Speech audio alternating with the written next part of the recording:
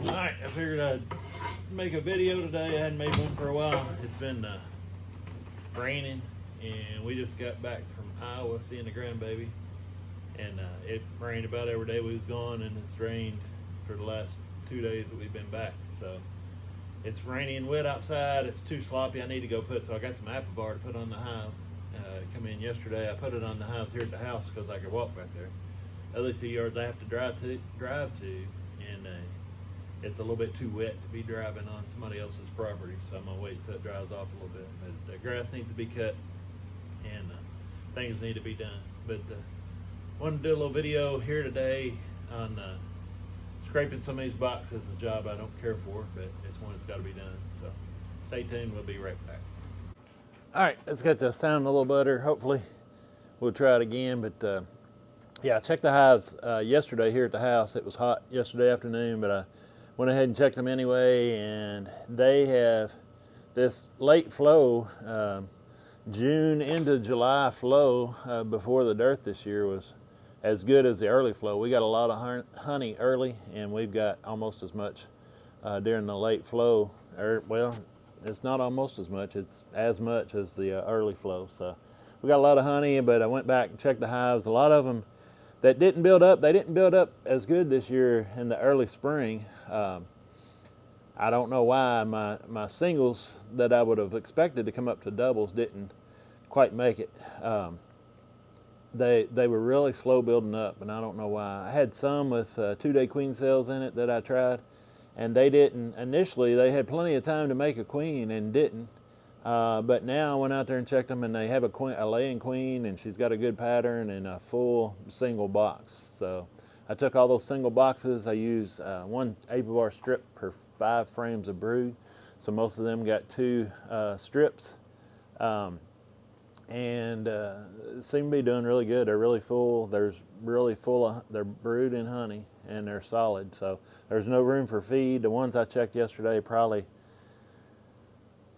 I checked probably 10 to 15 yesterday, and they were all doing really good. There was one that had a queen, and she just never done anything. She still wasn't doing nothing. She was laying, but she wasn't doing good. So I have a hive like that this time of year. I take that. It was actually a single that was half full, and it had a super on the bottom that I never could rotate up because they didn't build up enough. So I separated them, put the deep on top of one of those singles, and I put the shallow on top of a single. And that's what I'll do when I go through the rest of the hives. Any of them that's not doing good will get combined on top of a single to make a double out of it. I don't use the newspaper method. My only criteria that I use for combining a hive is that the good hive has to outnumber the weaker hive. So that was a weak hive they had in that deep. It probably had 4 frames of bees and brood and honey, and that bottom deep had 10 frames full of everything. So I just set it on top of the good deep, and because they outnumber the weaker hive, they'll take care of things and end up killing that queen and getting rid of her, and will make a really good hive. Some of my best hives going into winter has been ones that I've combined like that. So it works really good. Has worked really good in the past, and I expect it to do the same this year. The other hives here at the yard at home, I've probably got 30 hives here. It's hard to keep track because we go up and down, but the other 15 hives, I had some outdated, and you might have different thoughts on using outdated apivar, but I have probably 8 packs, 60 packs of outdated apivar. So I went ahead and tried that in some hives. I put them in a little bit heavier because worst that's going to happen is they're not going to work at all. But I'll do a mite check here in a little while and see. So I got 15 hives with fresh apivar and 15 hives with outdated apivar. So we'll see how they're doing and keep up with that and see what's going on. But we will have to check those hives. The other ones I usually won't check.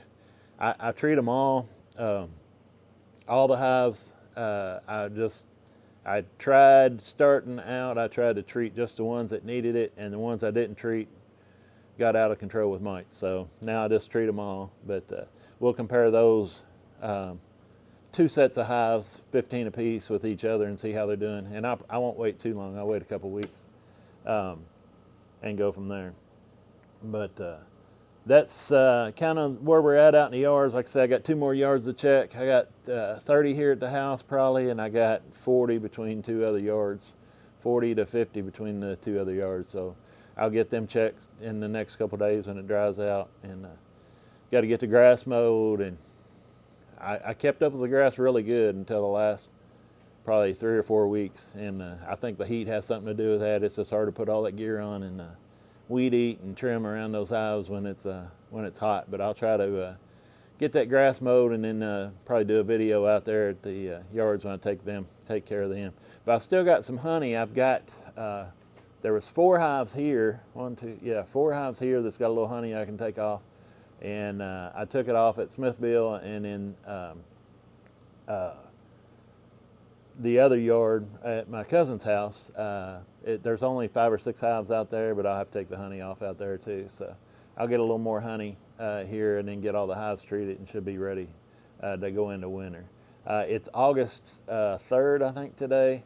So that's where we're at. The honey should be off. The hive should be in the conditions you want to take them through winter through, or be getting them there, and the treatments started. There's a little bit of, I don't know, I usually use Apivar to start with, then I'll come back with Apigard, and then up till December, I'll go with oxalic acid to try to get rid of all the mites. In the springtime, I usually don't have, you can't hardly find a mite. In August, if I was to check them now, you would find several hives with probably several mites in a 300 bee check.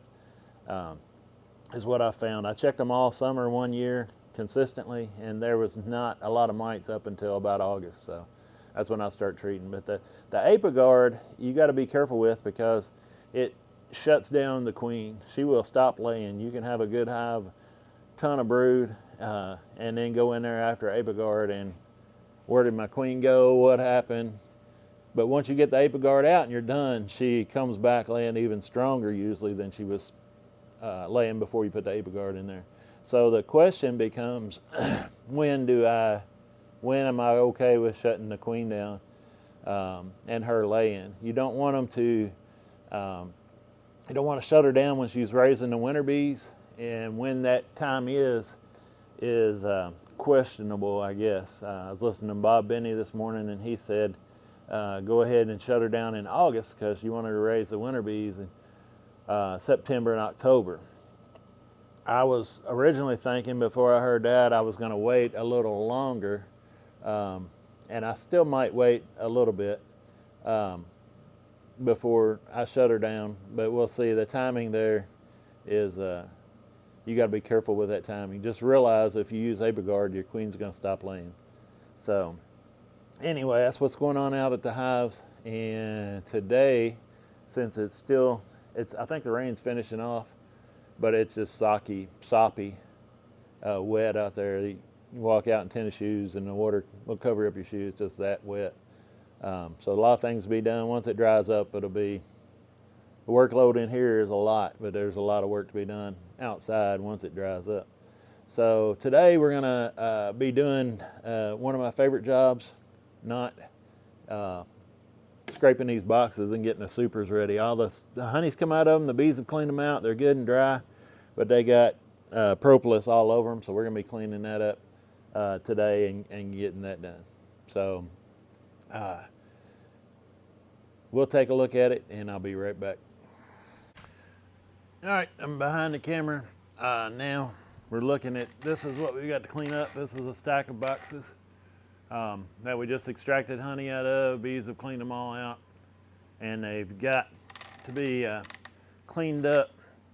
All this I want off. I want them good and clean. Some of those like that's had brood in them, we'll probably clean those out.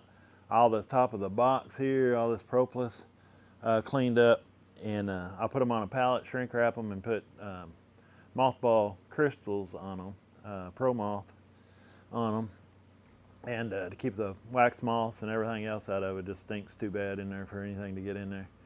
So, but they'll be ready to go. They can air out about 3 days and they'll be ready to go for next year. Excuse me. So that's what we're working on today. The most,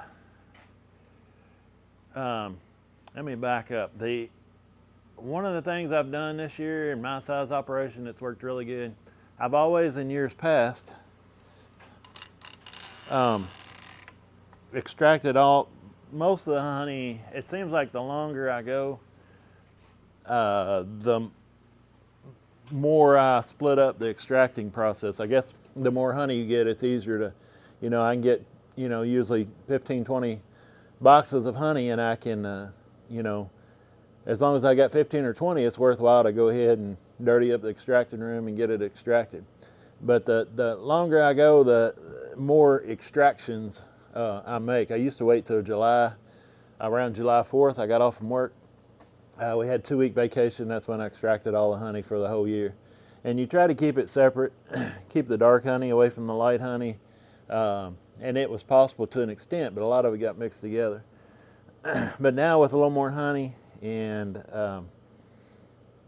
that we bring it in, it makes it worthwhile to go ahead and do it at different times. So I've extracted, I had probably 2 or 3 extractions for that early flow, and I've had probably 3 extractions for this late flow. And it's kept all the light honey with the light honey, light amber with the light amber. It's kept it separated a lot better, so it's worked out good for me. And then I can go ahead and get it all done and kind of clean it up and get the boxes ready. It's not so much work all at one time. So that's worked out really good this year. And I will continue that. I like doing that. What we're talking about today is one of the least favorite things to do. I do not like this task in beekeeping, but it has to be done. A lot of times we let our supers go. I was told early on in beekeeping, and I believe it, and I tell people all the time now that the most valuable thing that you have in beekeeping is not your extractor, it's not your bottling tank, it's not your equipment necessarily, but it's drawn, D-R-A-W-N, because I'm a hillbilly, drawn comb. And that's what the supers represent. They filled all these up with honey. This is really good comb. I'll sort some of it out, but the most valuable thing we have is this comb. This is extremely valuable. And too many times, it gets hot, and it's a job we don't like doing. We don't like scraping these, and we set them to the side, and we put them in a dark spot, in a corner somewhere, and stack them all up where there's no light, and it's the perfect conditions for wax moths to get in there. And we go to get our stuff out the next year, and thinking we've got all this pretty nice strong comb to bees, all they have to do is fill up with honey, and we find a mess with wax moth damage, and they just make a mess and basically ruin the frame. To clean this out, once you got, I guess there's 2 things here. The value in this is 2 things. One, I can put this on a hive and they don't have to draw it out next year. The other thing is, if I let wax moths get in here, I can clean them up, but it's almost not worthwhile to clean them up. The amount of time that you have to spend cleaning these things up and getting the old wax out and new wax in, it's almost easier to buy new frames and put new foundation in. And then, once you put foundation in, it takes 8 pounds of honey to make 1 pound of wax, so there goes your production for the next year. So one of the most important things we can do is to take care of this. And the way we do it, first thing I do is let the bees clean it all out. I want it all free of honey. I don't want the honey attracting anything. In the wintertime, I want it all dry, and that's what the bees do. They get it where it's dry. And then you have to come back and take these boxes and you have to scrape them. And there's no, we make bigger extractors and bottling systems, and there's all kinds of ways we make a lot of stuff a lot easier in this, doing this honey and this beekeeping. But there's really no easy way to do this scraping these boxes and scraping these frames and getting them ready.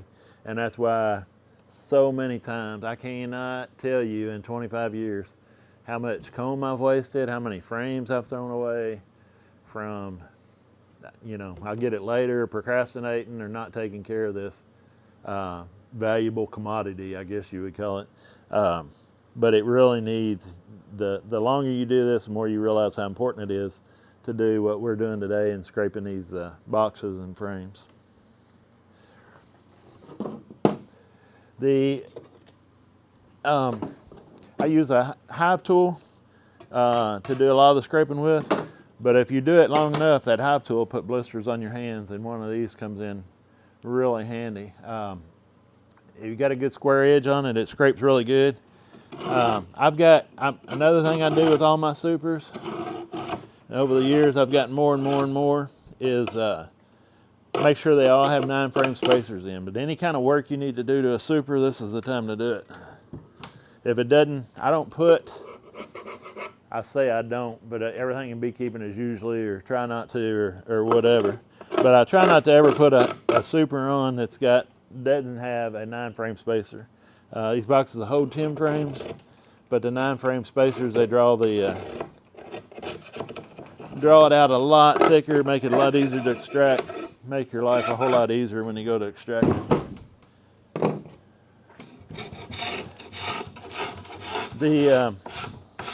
Everything in beekeeping is useful, and there's a market. You can save this propolis that's coming off here, and you can sell it. I've never done that. You can sell a lot of things. You can make candles, you can make lip balms, you can make a lot of stuff. You just got to look at what's profitable and what you enjoy doing. And but that's something you can sell, is stuff that comes out of these hives other than honey. And propolis or scrapings, wax scraping is one of them.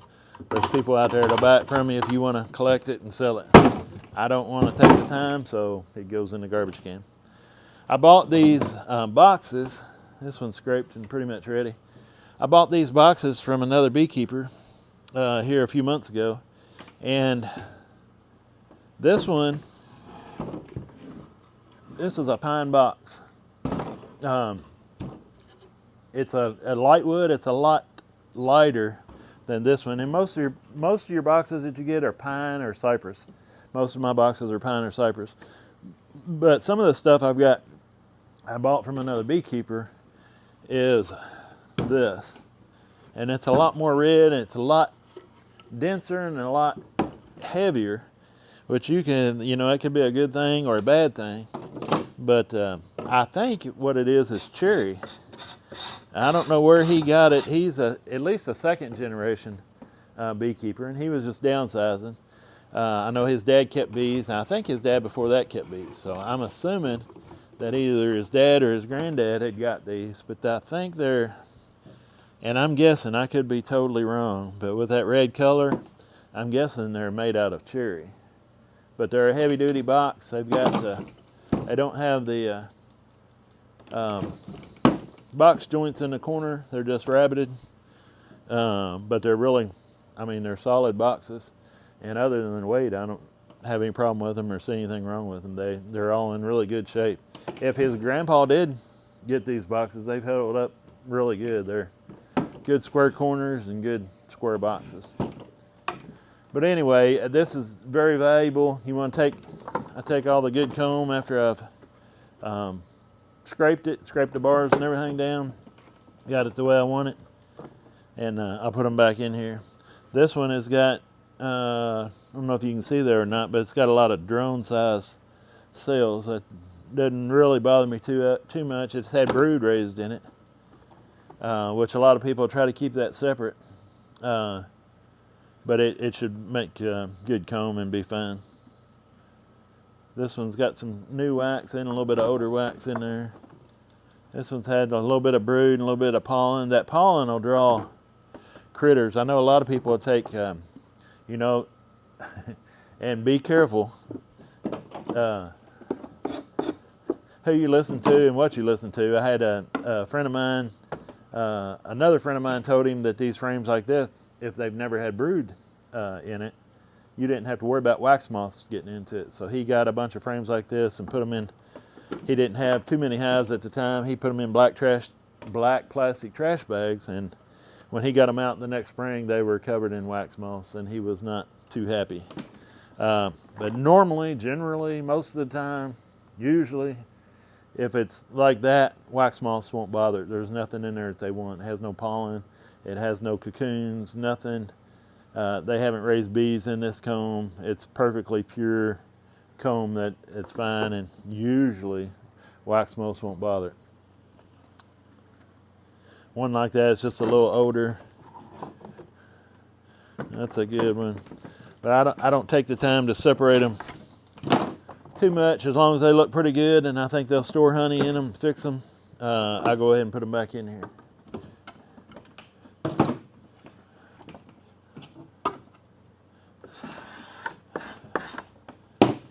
Once I get them on that, I put them on a pallet. And then, like I said, they'll get shrink wrapped and paramoth put on them, and they'll be ready for next year. But just wanted to, I don't want to bore you with scraping a whole bunch of hives. I just want to go over some stuff. It is so important. And, you know, I try to make these videos and maybe help somebody to not make the same mistakes that I did years ago, several times. Everybody says, "Oh, you really know what you're doing." Yeah, if I knew what, if I was very smart, it wouldn't have happened more than once, but it has. Because I procrastinate and I hate this job so bad, it ends up getting put in a corner and I forget about it until next spring, and then they're trashed. And I'm sure if you've been beekeeping very long, that's happened to you. But just realize how important these frames are, these boxes are. This is your production. You know, I don't do this. I work hard at beekeeping. I spend a lot of time. I sweat a lot. I lift a lot, although I'm trying to get that down to a minimum, and we all do. I don't do it for nothing. You know, I do it. This is what I do it for. I want the maximum amount of honey I can get, and that's what I'm shooting for. I don't do it. I love it. I enjoy it. But I do it to get honey off of it. That's what I want, and that's what I do it for. So that's what I'm going to do. So just realize that these are important. I appreciate you watching, and I hope to see you on the next video.